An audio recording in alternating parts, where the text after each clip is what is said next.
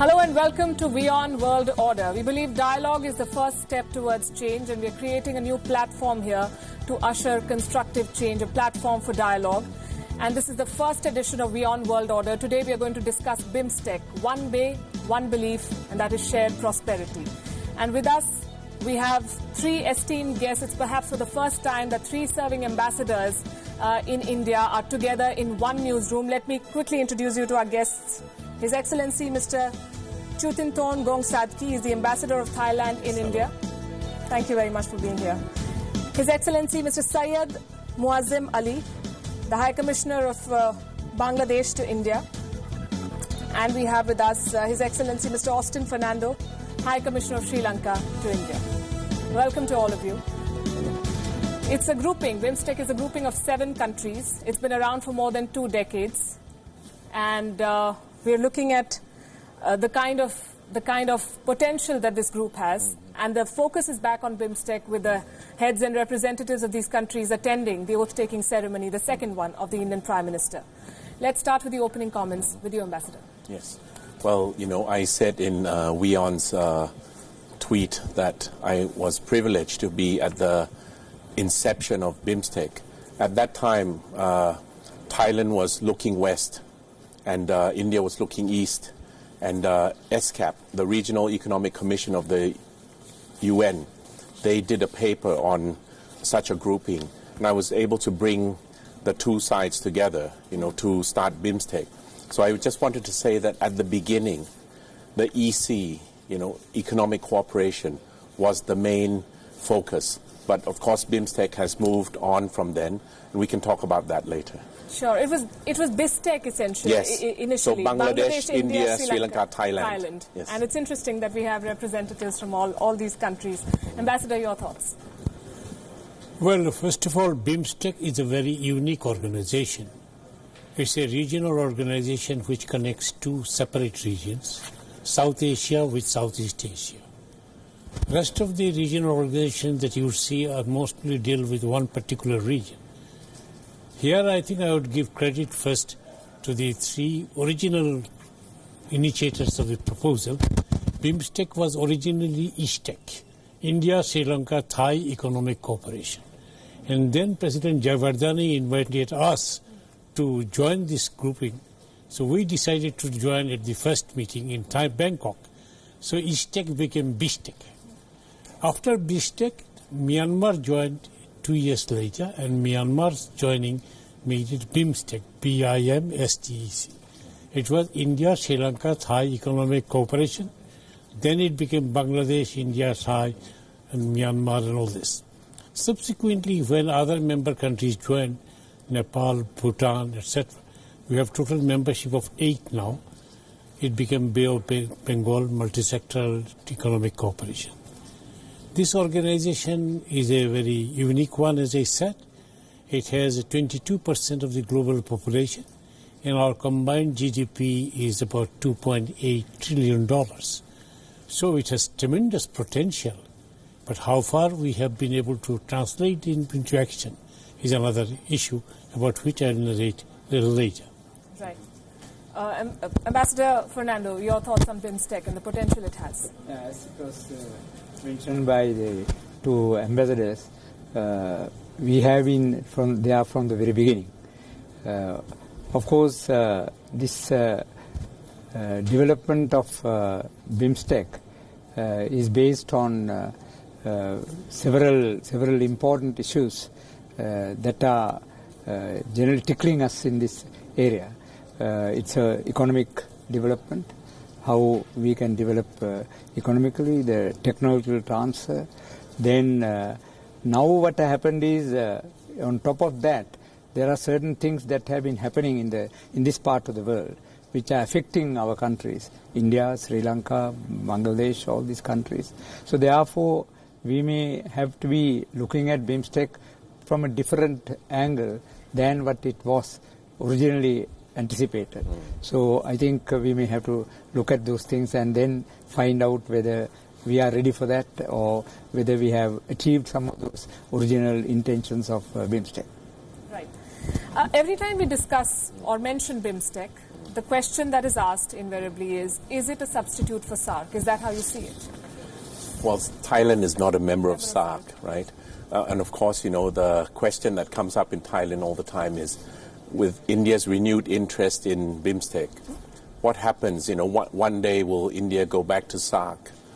But in the end, we have to have confidence in ourselves. And I find that the regional groupings, have similar agendas, okay? And for us, India is going to be important in whatever context, whether it's ASEAN, India, Mekong, Ganga, or in BIMSTEC. So for us, we have our agenda, but there are different forums, and BIMSTEC is another one where we can, play out our national agenda, which covers things like trade and investment, connectivity. Can BIMSTEC replace SAARC? Well, as my colleague from Thailand just explained, as sovereign states, we are member of several regional organizations. For example, Bangladesh is member of SAARC, BIMSTEC, BBIN, ICEM, and so many others. We, in addition to OIC, non-aligned movement, and so on and so forth. Now, each regional organization has its own objectives and priorities. SAARC was promoted basically to promote cooperation among the 7 South Asian regional countries under the forum, and we had taken the initiative in this matter. BIMSTEC, as I mentioned at the beginning, is an inter-regional organization. So it's not exactly meant to be a replacement. We can all be members of several regional organizations. SAARC at the moment hasn't made much progress, or it has suffered a setback. But that doesn't mean it is dead. SAARC is very much there. The Secretariat is functioning in Nepal, and I'm sure at some stage SAARC will be again revived. So SAARC will exist on its own agenda as much as BIMSTEC will exist on its own agenda. So I don't think there is a replacement of one by the other. Right. SAARC hasn't been able to achieve all that it set out to. The same can be said for BIMSTEC as well. It's been more than 2 decades, 4 odd summits, and the agenda items still remain the agenda items. Yeah, I think as the High Commissioner for Bangladesh mentioned, there are several regional organizations that have been coming up. Sometimes it goes up to the Indo-Pacific. Sometimes there are countries like Australia getting involved in certain regional development issues, and even Japan coming from there.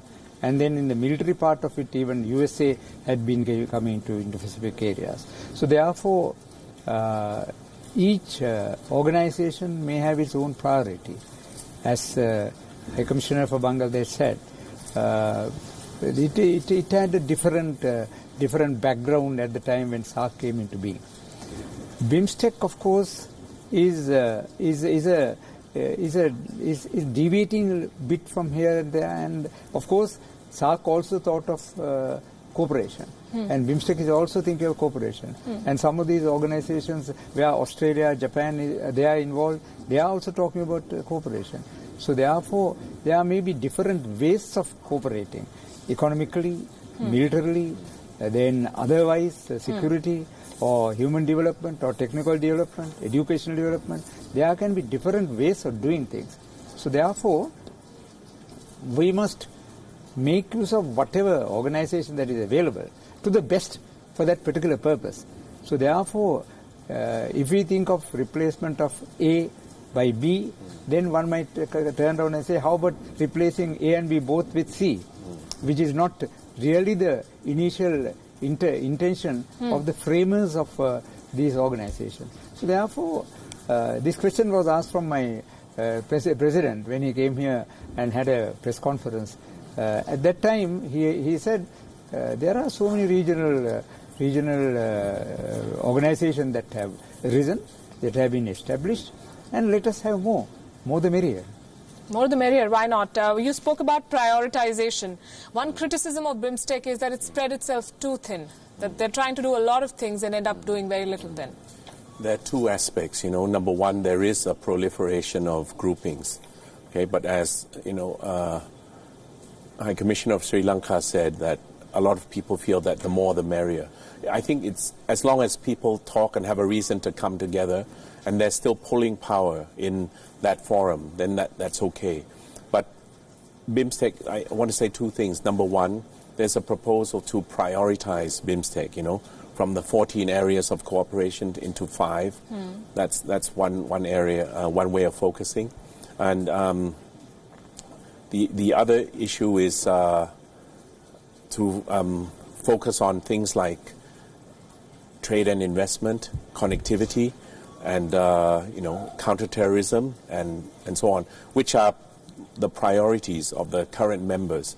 That will help drive the organization, you know, because all of these groupings, they have to compete for funding and time and so on. But BIMSTEC still has the pulling power.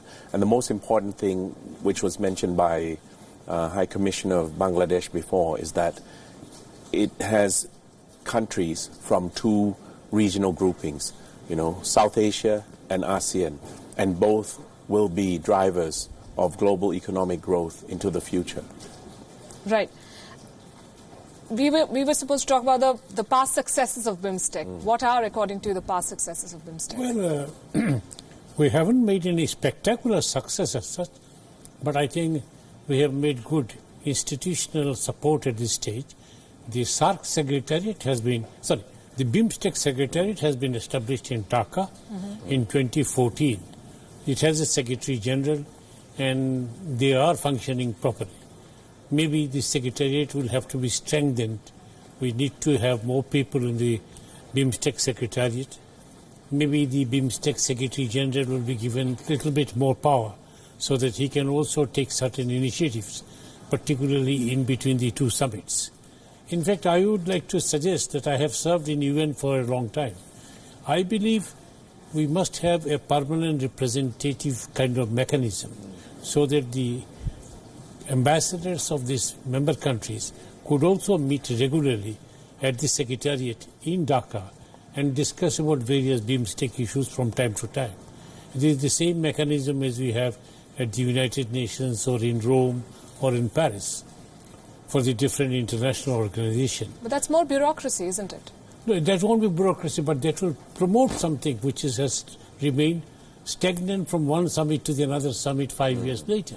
We have to make certain progress in terms of a lot of areas. For example, we have agreed the question of FTA arrangement among the BIMSTEC countries. And this was done quite 10 years ago. But we haven't yet been able to work out the standard operating procedure. Why is that? Now, the details will have to be worked out in constant consultation among all the member countries. So I believe if we have a constant consultation at the Secretariat, maybe at the high officials level, it will help us to reach a decision at the political level. The second area where BIMSTEC has made some progress is now there is a certain degree of visibility of BIMSTEC in the international fora. For example, Prime Minister Narendra Modi had arranged an outreach event in Goa. That is the first time that we met outside the forum of BIMSTEC in an international forum. Thirdly, you would see that during the recent time Prime Minister Modi's oath-taking ceremony, he had invited the BIMSTEC leaders. Last time it was the SAARC leaders. So that again gives the BIMSTEC leaders a certain degree of prominence. Fourthly, we had a summit meeting in Kathmandu last year, and the next one will be held in Colombo. Maybe we can decide to hold the meeting quickly. But before we do that, we need to finalize and sign the charter of BIMSTEC so that all these arrangements can be institutionalized and we can work out exactly at what interval each summit should be held. You've said that constant consultation, he says, is going to help in taking a political decision. Is it the other way around, that lack of political will is the reason why BIMSTEC has remained stagnant, as one of you said? I think institutionalizing BIMSTEC is a very important item in the agenda because, as the High Commissioner said, if we do not discuss problems and issues, you will not go in for solutions. because people are either unaware or just let it be on the sidelines, so that it will not be known and the solutions will not be found. Then the problem is all these have various other factors that matter. For example, the manpower, for example, even woman power for that matter, the manpower solutions for all these things have to be there. Not only the Secretariat, even in doing various projects. BIMSTEC have 14 listed projects which are there, sectors, not project sectors. Now, have we worked out the required personnel, required systems, mechanisms? Have we worked out? So these have to be done by people who are experts in this game. And then you have to find those things, and they have to do that. Are you saying the problem is not lack of political push? That neither human resources, you're saying, nor financial resources are being allocated for the projects or the issues that are being agreed upon? No, the problem is you have not planned it in such a way. You have handed over, for example, we are the technology hub. Sri Lanka has the technology hub portion of it, sector of it, for example. Now, what has BIMSTEC done to do that particular job which is given to us? Likewise, various other countries also have their own ways of doing it. So it's not, because for doing this we must have manpower, we must have financial power, we must have mechanisms worked out, we must have systems worked out, and then acceptance by the membership of BIMSTEC and the people, because all these sectors are the problem areas of all these countries put together. So therefore we must have it. Now, for example, we have, India is a vast country, vast economy, vast economic activity and cooperation with various organizations and countries. Now, if you take some of the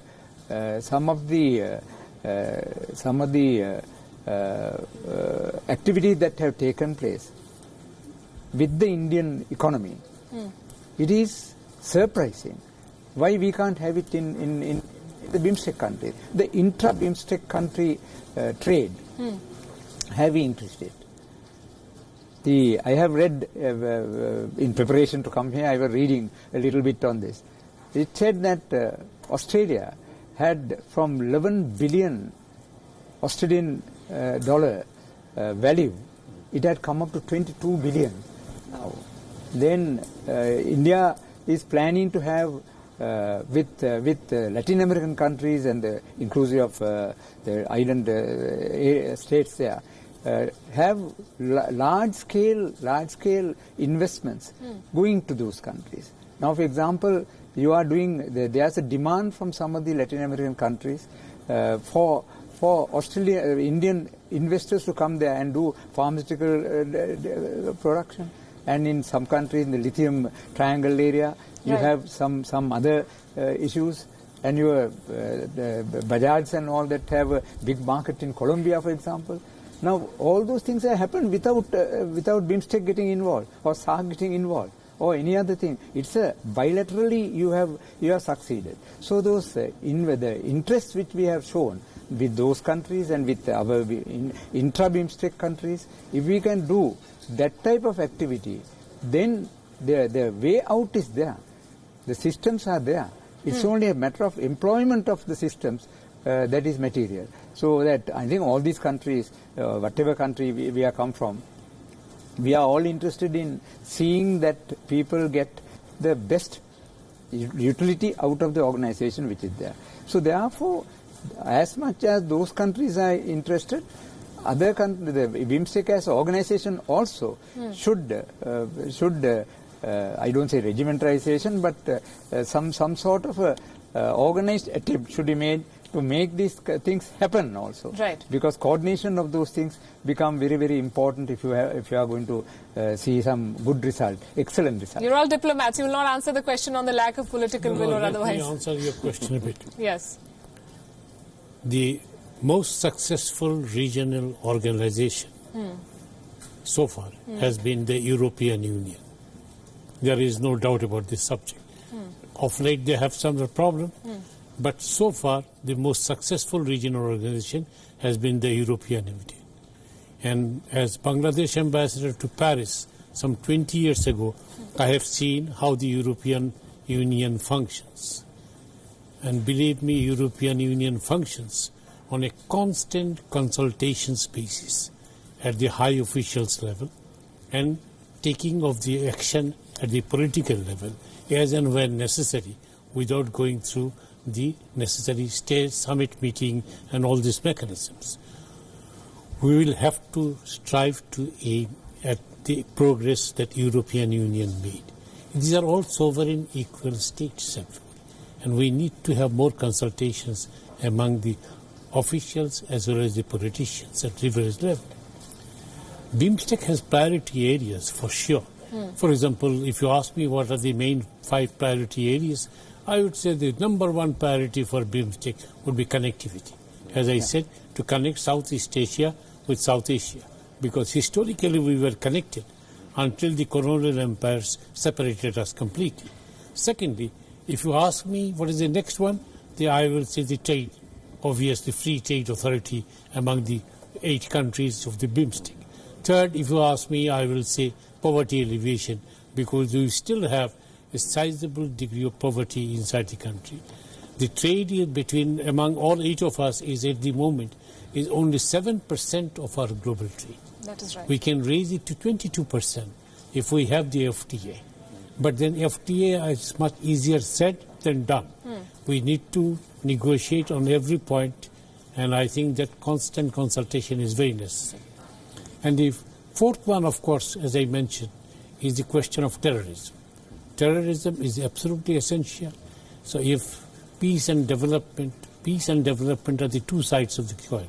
If there is a terrorist act in our region, we will not be able to make much progress. So if I even prioritize the 5 issues as I mentioned, you will need significant amount of consultation among us, and more importantly, we must hold the summit meetings more regularly. Right. Right. I think he mentioned terrorism. Yeah, Sri Lanka has suffered one of its worst attacks in more than a decade. What kind of support in fact, do you expect from BIMSTEC? BIMSTEC? This is something which is not in the original BIMSTEC intentions. I don't think it was having that much of priority. But right now, India, in Sri Lanka, and in Bangladesh, many countries have been facing this. And if there's no peace, if there's no stability, which can be devastated by one terrorist attack that happened to us right now. So what happened is, if terrorism is a prominent feature of a country, then it is not going to be good for the stability of the country. That means it will not be good for tourism, it will not be good for investment, it will not be for people to be moving around. All those problems arise. So therefore, I think this is one thing which we can consider as very important. For example, the latest situation of Sri Narendra Modi, when he was in Maldives 12 days back, and in Sri Lanka, he made it very clear, and even when he was at the CEO also, he made it very clear that terrorism is something which has to be fought over. And then if it is to be countered, what are we going to do? Now you have the SAARC system. Is a security and growth for all countries, all countries of the area. Now, SAARC also has security part of it there, and then we have to inculcate in the minds of the governments of these countries and the people of the countries and all organizations. And in fact, if you are going to be doing this, it is not only the locals domestically, these 7-8 countries who can do that. We have a lot of technology, we have a lot of information, we have a lot of access to various other facilitations which are in the Western countries or maybe in other countries who have to be getting together. And that is the more important thing, is the multilateralism in development, multilateralism in security, multilateralism in technology, multilateralism in organizing things, creating agencies. All those things will have to be taken into consideration if the initial intentions of BIMSTEC is to be achieved at the end of the day. Right. Ambassador, there's been talk of the Bay of Bengal zone of peace. And I was reading through what they wanted to achieve, and I'm quoting from one of the reports I read, that the idea is to limit aggressive behavior of an extra-regional power. Who are these potential extra-regional threats? Let me just complete what High Commissioner of Bangladesh mentioned. He mentioned the priority areas. Actually, the priority areas that he mentioned exactly match the priority areas that the BIMSTEC members have been talking about. So all of those, but including people-to-people, as well as the counter-terrorism and security issues. In fact, last week there was a meeting, first meeting of national intelligence agencies among the BIMSTEC. And yes, BIMSTEC has had decades of work, but this is the first. And, for different countries to come together, it takes time, because we have different thinkings and so on. And so what they achieved at the first sitting is to get comfortable with each other and to exchange views on what are some of the security concerns, because the region is wide and it is defined by individual members' concerns. Myanmar may have one or the other, and Sri Lanka may have other concerns. But the important thing is that if we talk and we share, then that's fine. Now, as when you were talking about involvement of other, participants in our region and so on, I don't think that, I've only heard it from you, to be honest. Among the BIMSTEC circles, there's no obsession, in particular about certain players, extra-regional players and so on. But from the Thai perspective, engaging with BIMSTEC, we want to see, balanced role among major players in the region, okay, by engaging India. On the other side, we also engage other major players in the region. And major players change with time. New players are emerging, like China. And we see India as another, the next big player with China. Well, I don't know whether they counterbalance or not, but their presence in the same geographic area counterbalances each other. But countries like Thailand and perhaps other, ASEAN countries and smaller countries as well, we want to engage positively all these major players because, as you said, political will is important, but we also need resources. We also need know-how. One of the other priority areas is science and technology. India has it, but we can also engage other players, by all means, and so on. And so we want to create an integrated space like ASEAN is. We want to integrate BIMSTEC more. That's why we're waiting for the FTA, the connectivity, the people-to-people contacts, and so on. We have to work on it.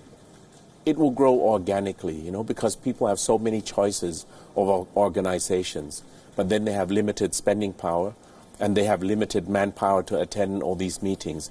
But I think that the rating of BIMSTEC is still there, but you just have to have patience. We would love to see the FTA concluded as soon as possible because it will bring the market access, the poverty alleviation, it will complement the connectivity and so on. But in this day and age, it's very hard to get people to come to the table on FTAs, because people want win. But actually, negotiations involve compromise. It involves looking a little bit beyond the immediate for what is further down the road. But Thailand will continue to push these, medium-term goals, and we push the same agenda everywhere because it makes sense. Indeed. What you've all described is the ideal situation, and while we all strive for it, the fact is that when we talk of BIMSTEC, the elephant in the room is China.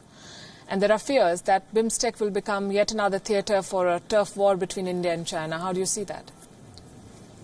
Well, I don't see that in the light that you just mentioned. First of all, BIMSTEC has its own agenda and its own program and its own objective.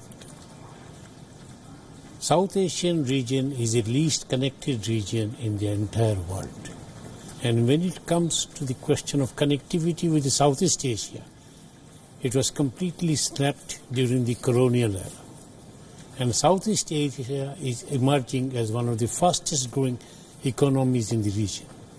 So, BIMSTEC, one of the two primary areas have always been connectivity and trade access. In other words, we want to promote ourselves in a unified trade economic bloc. Now, China is another extra-regional power with whom each one of us have diplomatic relations. Absolutely. They are a major trading partner for all of us, as they have a huge industrial base. But certainly, China has never showed any interest in joining BIMSTEC, nor have we ever invited China to join us.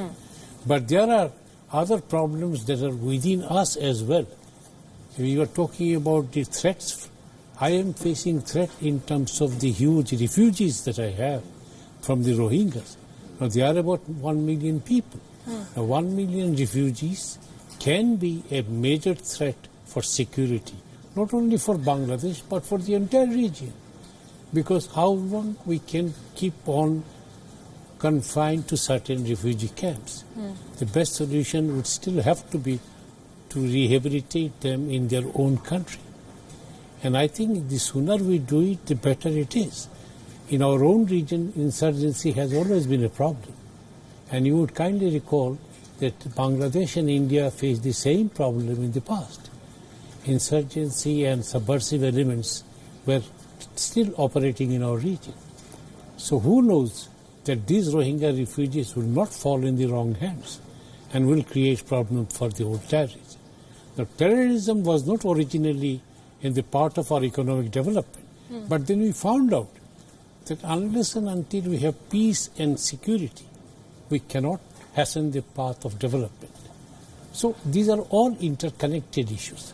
And believe me, I will put it this way, that we do not face any threat as such from the external power, but we are all non-aligned countries technically, and we have no military alliance whatsoever with any of the military groups that we have.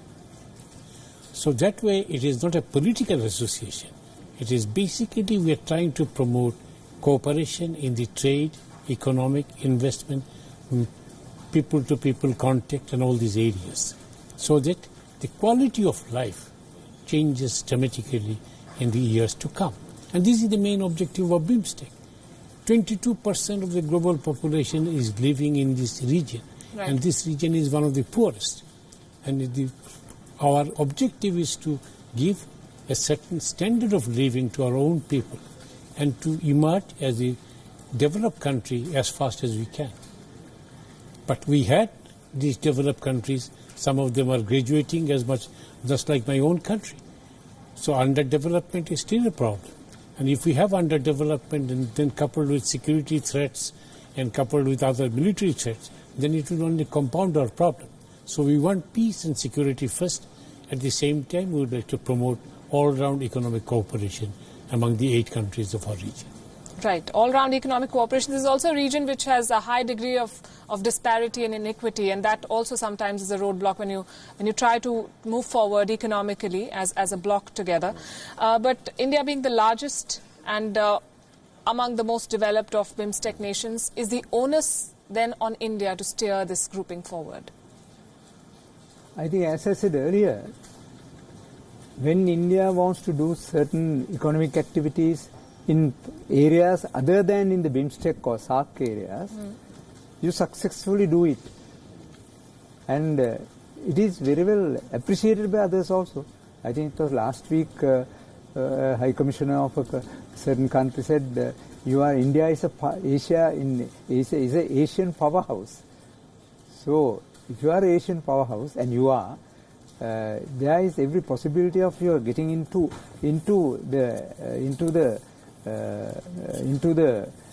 assist other countries also to rise like that, because we are this particular area, BIMSTEC area, is the area which is going to be the world's most economically viable and most developing, the best developing part of the world is here. So therefore, in that particular background, there are certain issues that arise in other countries. For example, you have the certificate of origin problem, which we are also being found fault by the Indian officials sometimes for doing certain things which are concerned as wrong moves. At the same time, you are getting pressurized by certain other countries for requesting you to relax some of these certificate of origin certifications. They are asking you to relax those things. Now, if you do that, the official view is that if you do it, for example, they say steel and aluminium industry will get affected in India. Yes, it is true. It could be the true situation. So therefore, you are trying to be keeping away from getting involved in that type of situation. So you are having these problems. Then on the other hand, there are other issues like tariff or inspections of items which are brought into this country or to some other country. If you are sending some other stuff to some other country, those are practical issues that are there. So India being the most developed country out of these things, if I am permitted to say so, there should be some sort of give and take or some sort of being a stable power to keep things happening. I think that's very important, because you have a bigger say in international affairs. You have bigger say in internationally what India says matters for final decision making by other agencies which are going to be helping us. So therefore, my feeling is that the cooperation between the countries should be there. At the same time, people should be mindful of their own issues also, because you can't be just flooding your markets with certain items which will kill your industry. At the same time, you must be in a position to be accepting better technology, better development systems and things like that for the goodwill of the people of the country, the population. Palki, I just wanted to again add, when you talk about regional cooperation, you have to look at the European Union. And in the European Union, the Germany and France cooperation was at the center stage of the European Union's progress. And Germany has always played the most important role in the development of the European Union as a model for cooperation. Even now, Germany at its own cost has done a lot for the promotion of European Union. Now here in the region of BIMSTEC as well as in SAARC, India is it's not a regional power, it's a global power. And obviously India will have to play a very major role in strengthening the regional cooperation for the sake of its own neighbors. We will see that kind of cooperation do exist when you look at the US and its relationship with Mexico and Canada, as much as China does it with Vietnam and Cambodia. And I think India's interest also to take more interest in BIMSTEC, to promote all-round regional cooperation, and then to make the adjustment, as my Sri Lankan colleagues said. You have to look at regional interest, which in a way strengthens your own position as a national state. Indeed. India is of course playing the major part of the cost of the BIMSTEC. But this is only the seed money. The real BIMSTEC will require a much greater degree of investment from all the member countries, as well as our collective bargaining with the rest of the world. And here again, India's role is of very significant importance, because Asian Development Bank is over there. There are other Japanese organizations who are prepared to assist us. But if we can all put our resources together, and if we can go for a combined bargaining, obviously we have a better chance with them than we have individually. So here India can play a catalyst role in the development of BIMSTEC as much as in the development of other regional organizations. Right. I'd like to hear your thoughts on this as well, and I'm taking closing comments. So. Okay. I didn't want to end on saying that, listening to the other two, colleagues, it reinforces one thing, that the the bureaucrats do have to meet more often, because when you meet, then you prepare positions and so on and so forth. So they can help drive what the leaders have already said. And often, people say, look to Thailand. India looks to Thailand, and then they say, you're the second largest economy in BIMSTEC. But there's a big gap, considerably big gap between India and Thailand. Okay, so we cannot carry, the second largest burden in BIMSTEC as India would like. But we can also do things to make the BIMSTEC area more attractive, meaning, in terms of trade and investment. So everyone knows that we need private sector funding and investment. And that's part of the agenda to make BIMSTEC a more attractive economic space. And we are already thinking of linking BIMSTEC with ASEAN to create a new economic corridor, which, with the trilateral highway and then the east-west economic corridor in ASEAN, it will go from India right to the Pacific Ocean and so on. So there are things that we'll just add the agendas together. BIMSTEC will continue to be there. We have our work to do. There are many forums, but for countries to choose. But we're happy that India has attached a priority to BIMSTEC. Now we just have to get people at the table and push forward what we have already agreed. It's not that we don't have ideas, but it's to get people at the table and for the political masters to say, we want to see results. That's a good note to end on. Closing comments, sir. Well, I think whatever we have been able to do in BIMSTEC is good, but we need to hasten the process of regional cooperation. And I think we have reached a very important stage at this stage. The institutions are there. All we have to do is to make them functional and make them effective.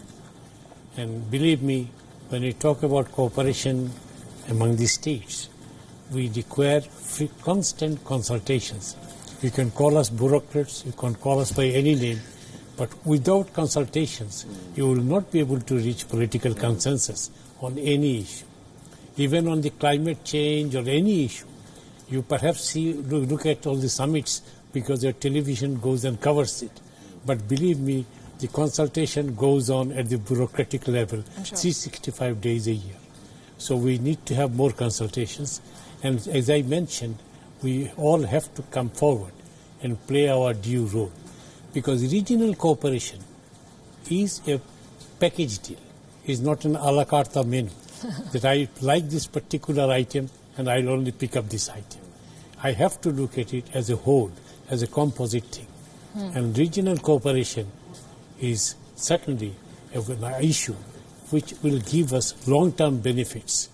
Maybe in the short term we'll face certain national difficulties, but it is absolutely essential to strengthen our region. Unless we strengthen our region, no amount of security can give us 100% security.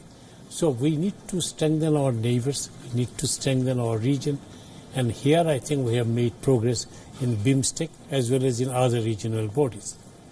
The sooner we can make the political commitment to move forward, the better it is for us. Obviously, not all the member countries have the same capacity, nor do they have the same degree of influence. India, as the largest neighbor, is the largest member of these regional bodies, will have to play a very important role.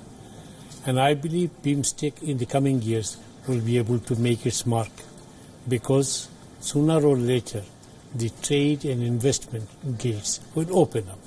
The more we try to channel this thing in an organized manner, it is better for us. Right. Sometimes it is better to have a stronger trade bloc within the BIMSTEC than importing it from an outside regional power. And I'm sure you know who is our major trading partner. So lots of things, we can build it ourselves, we can make it ourselves. Let us try to do and help each other. Right. So closing comments. Yeah, I think since we are thinking of regional cooperation, as I said earlier, there are those factors which help this regional cooperation building. So it has to be in one way it is the manpower which we should have. the technical know-how, the scientific research type of situation, technology. That type of situation should be built up in the manpower part of it. Then financing, some of our countries are not that rich to be having our own funds to be developing these areas. So therefore, whether there should be some sort of a financing system that can be worked out, even with other institutions like the World Bank or the ADB coming to our assistance in doing this, there should be some sort of a financing mechanism that has to be built up. Otherwise, there could be a lot of nice plans, but the resources are not there. Then the institutional development for BIMSTEC to be functioning well, as the High Commissioner for Bangladesh mentioned, the consultation part of it will be a very important matter to be looked at. The role of consultations is very important. Then you have, for example, in India, we have a lot of research organizations, a lot of think tanks, a lot of groups of retired public servants, scientists and various people getting together and developing this. And in our countries, it is not that great. So therefore, whether they can be cooperating with other countries is also a thing which has to be looked at. And about terrorism, as the Prime Minister of India said, that it is something where we have to be working with a lot of other multilaterals also getting involved. Not only India, not only Sri Lanka, not only Bangladesh. It is the intelligence systems and things like that are better and very heavily developed in some other parts of the world. So whether we can work with them to bring terrorism under control. I don't think it's totally, it can't be just eradicated overnight, but it has to be done, otherwise we will have other problems. So therefore, India should take a leading role, and then the other countries also, the multilaterals also should come in, and other large countries which are having their resources for that should also be coming along with us. And finally, I think the economic factors like tariff or other certifications, once again testing systems and things like that have to be developed also in such a way that you get into better cooperation in trade, in development of marketing and things like that. So with all that, it's only a group effort that will finally bring success to BIMSTEC, or for that matter for any other regional organization. Absolutely. A lot of ground to be covered, and I think we've had a very fruitful and constructive discussion on the challenges and the opportunities both. And I want to thank you all for coming here, for sharing your time and thoughts with us. Thank you very much.